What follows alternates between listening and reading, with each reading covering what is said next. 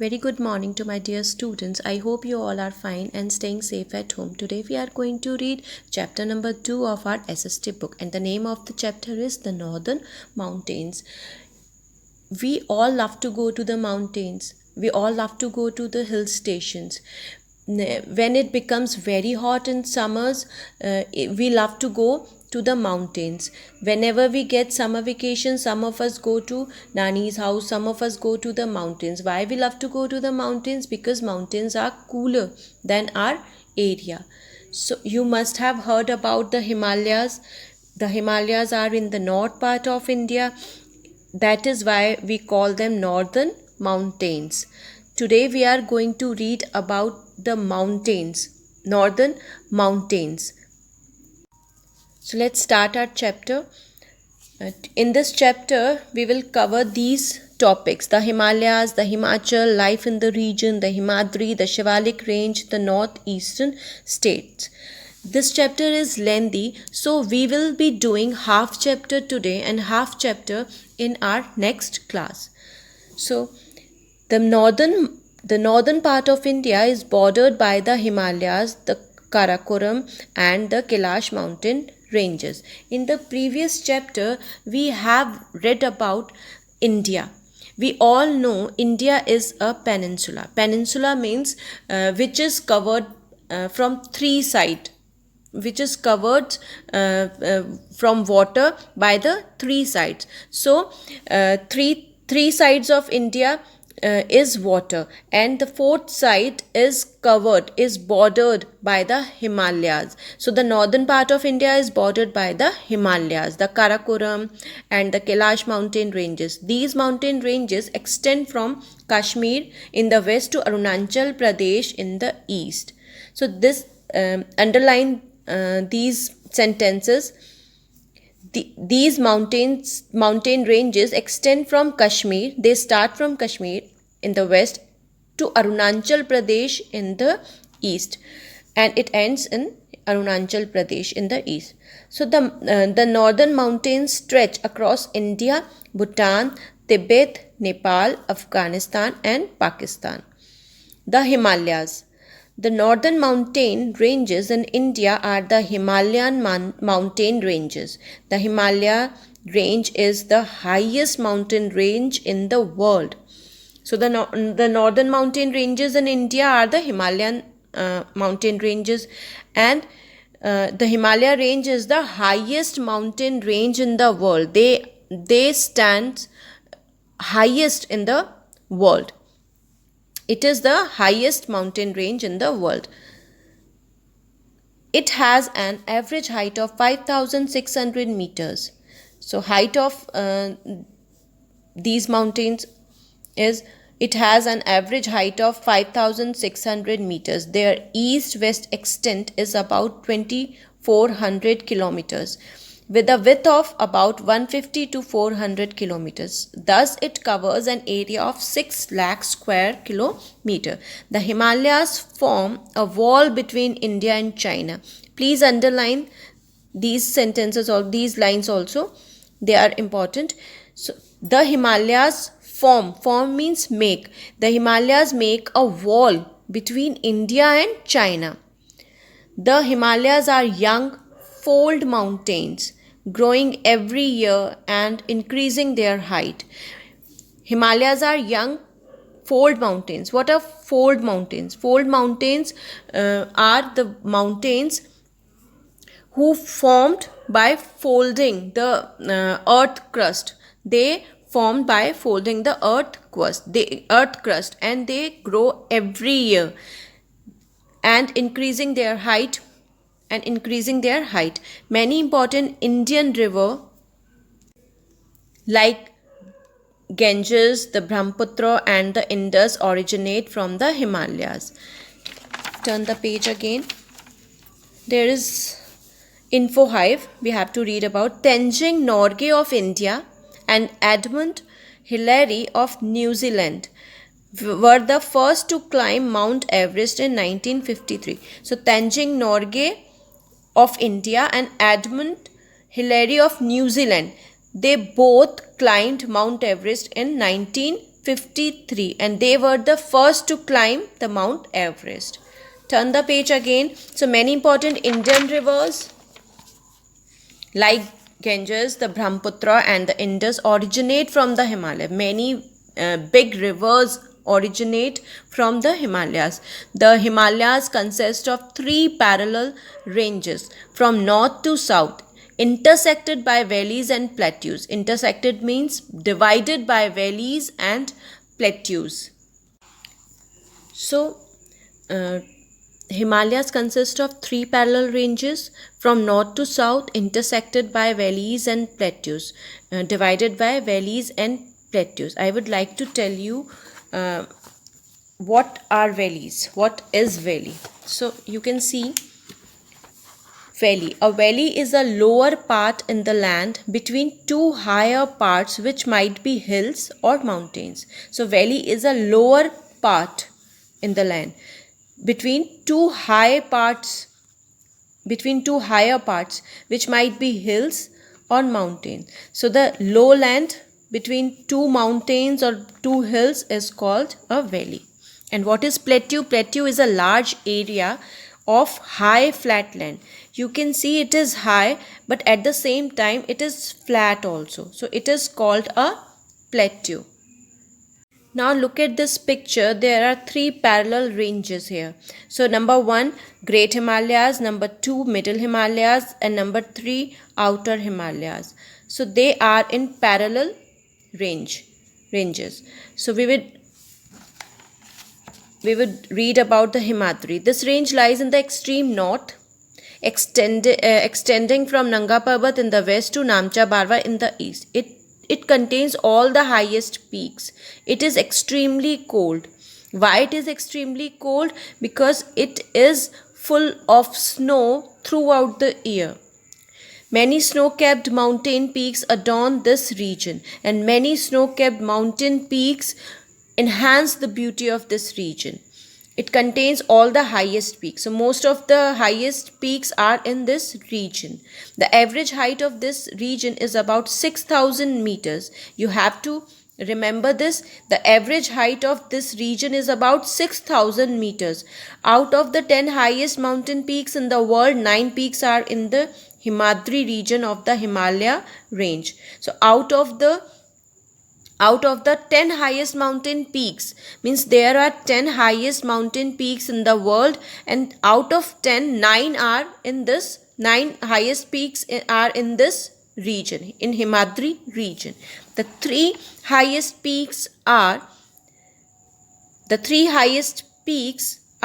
Mount Everest.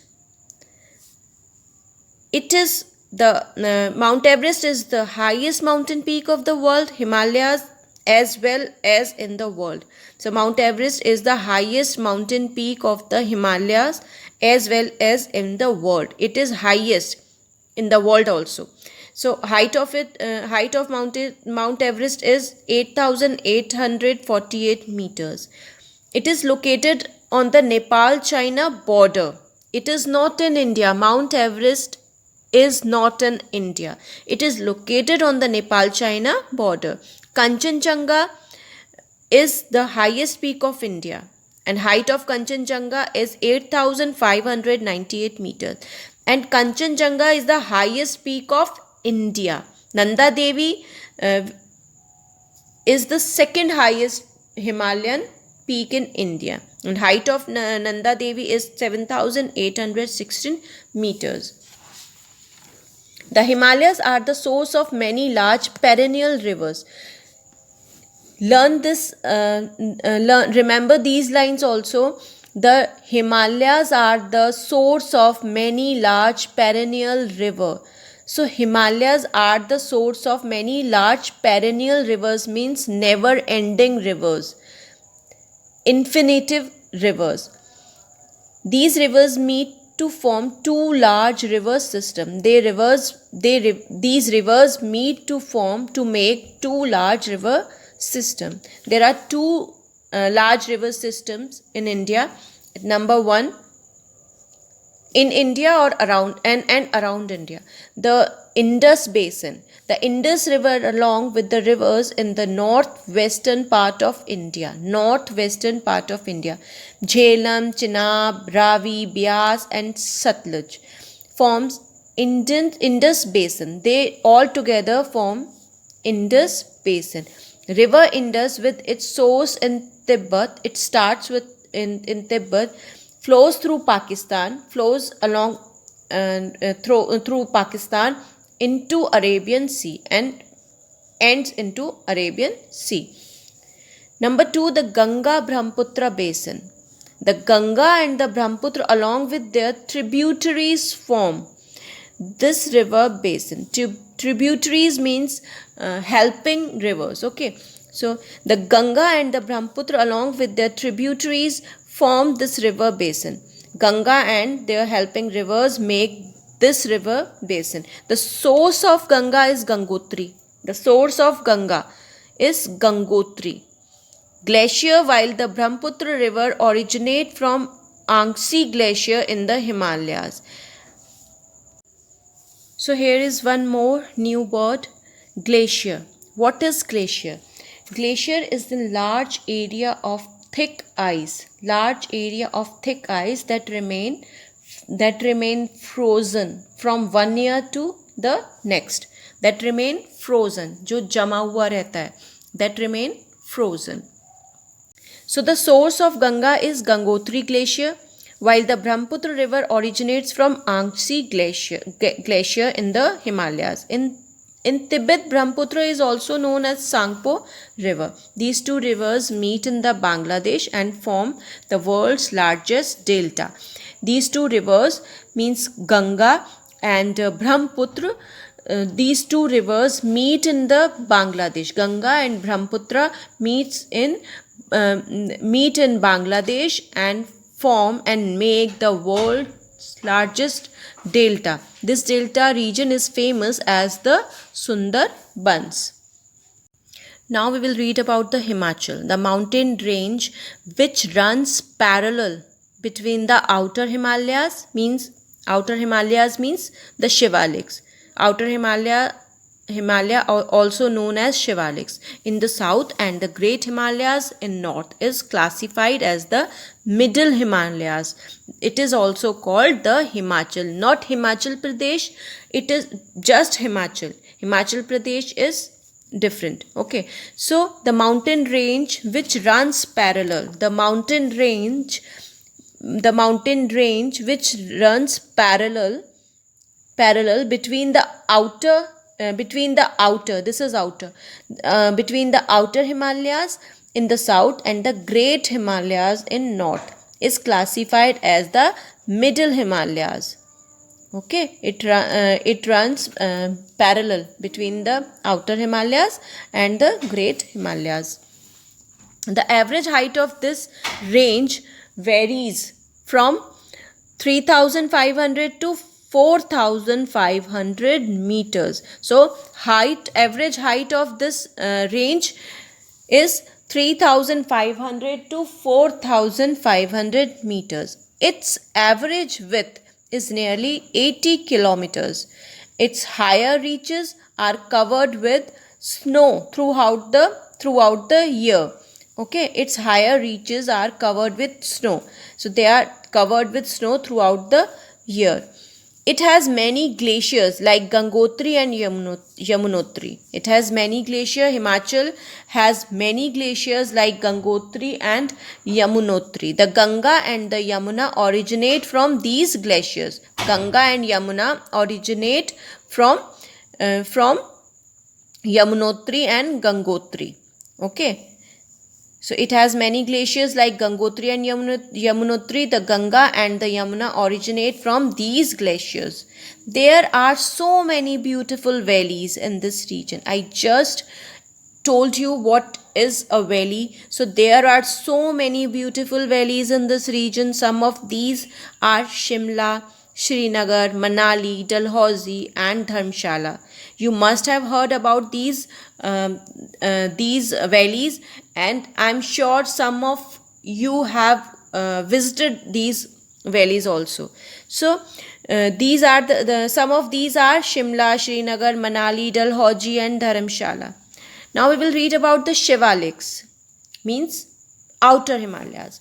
Shivalik literally means the tresses of Shiva, means hair of Shiva.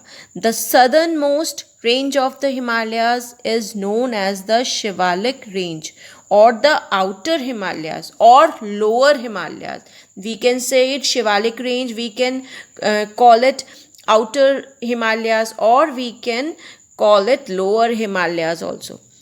They lie between the middle Himalayas and the northern plains. They lie between middle Himalayas and the northern plains. Northern plains are the plain where we live. Okay, they lie between the middle Himalayas and the northern Himalayas. So whenever we go to Nainital or Shimla, so when the mountains start, that area, that range is called Shivalik. Okay, the Shivaliks ascend from the Great Plains of North India. Unlike the other two ranges, they are rather discontinuous. So the Shivalik ascend from the Great Plains to North India. So the Shivalik go up from the Great Plains of North India. Unlike the other two ranges, they are rather discontinuous. The average height of Shivalik is over 1000 meters. Its average width varies from 10 to 50 kilometers. The range has broad valleys. The range has this range has broad valleys that are called dunes. Dehradun and Kothari Dune are the important examples. So broad valleys of this in this range are called dunes. Dehradun and Kothari Dunes are the important example. Nainital, Mussoorie, Lansdowne are some of the beautiful hill stations in this region. Some of you might have gone there. So these are the beautiful hill station of this region. The slopes are covered with thick forest. The area at the foothills is called the Tarai region. It receives heavy rainfall and the land is fertile. Because it receives heavy rainfall, that is why the land is very fertile. Its Purvanchal range lies in the northeastern part of India. The government has made several protected forest areas to stop deforestation. Deforestation means to stop cutting of forest. Okay, so deforestation and protect animals. So the government has made several protected forest areas. Government has made many protected forest areas to stop deforestation. Deforestation means to stop cutting of forest and protect animals. They are Jim Corbett National Park. Jim Corbett National Park is also in this region, in Shivalik region. Kaziranga National Park and Rajaji National Park. Okay, so Jim Corbett National Park is near Nainital. Kaziranga National Park is in Assam, and Rajaji National Park is in Uttarakhand near Dehradun. Importance of the Himalayas. It is very important. What is the importance of Himalayas in India? The Himalayas protect India from enemies and the cold winds blowing from Central Asia. The Himalayas are very helpful to us. The Himalaya protect us from extreme cold winds and to an extent hot winds as well.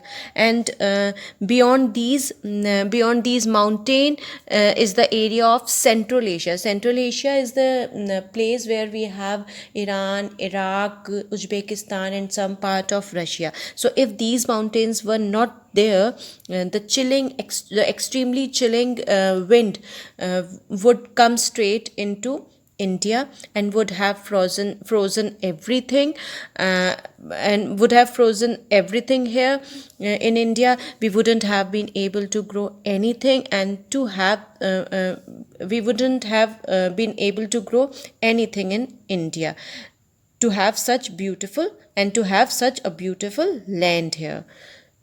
They stop the monsoon winds bringing rainfall to the northern plains. So they are very helpful in bringing rainfall to in our India, to our country. So they stop the monsoon winds bringing rainfall to the northern Asia. So when the monsoon winds blow from Arabian Sea, what Himalayas does for us, Himalaya stop these winds to go the other side. So they stop the monsoon winds bringing rainfall to the northern plains. Thick forests of the Tarai region are home to rich wild animals. So there are very there are so many rich wild animals here. So thick forests of the Tarai region are home. They are home to rich wildlife. Many wild animals live here. These forests are also a source of wood, medicine, fruits, and raisins. Rivers like Ganga, Yamuna, and Kosi originate from the glaciers of the Himalayas. So these forests are also a source of wood, medicine. We get so much medicines and so much wood and fruits and raisins from this. From Himalayas. So rivers like Ganga, Yamuna, and Kosi originate from the glaciers of the Himalayas. These rivers not only give fresh water but also bring with them fertile soil to the plains. So I just told you many big rivers, many large rivers originate from Himalayas. So rivers like Ganga, Yamuna, and Kosi originate from the glaciers of the Himalayas. These rivers are very useful for us. These rivers not only give fresh water but also bring with them fertile soil. So when they come to our path, they also bring fertile soil along with them to the plains. Turn the page. Dams have been built on rivers originating from the Himalayas to produce electricity. So dams have been built on rivers. So there are so many dams which have been built on the rivers.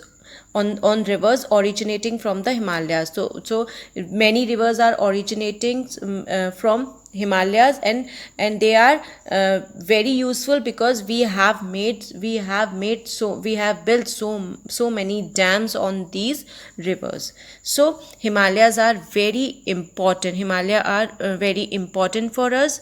It protects us from cold wind. It brings rainfall in our country. It is a home of rich wildlife. Himalaya give us medicine, wood, fruits, raisins, and they are the origin of many big rivers, and rivers are very useful for us. We all know rivers are very useful to us. These rivers not only give us fresh water but also bring with them fertile soil. They also bring fertile soil with them, and many dams have been built on rivers originating from the Himalayas. So we are privileged to have Himalayas in our country. We will continue the chapter in the next class. Till then, bye.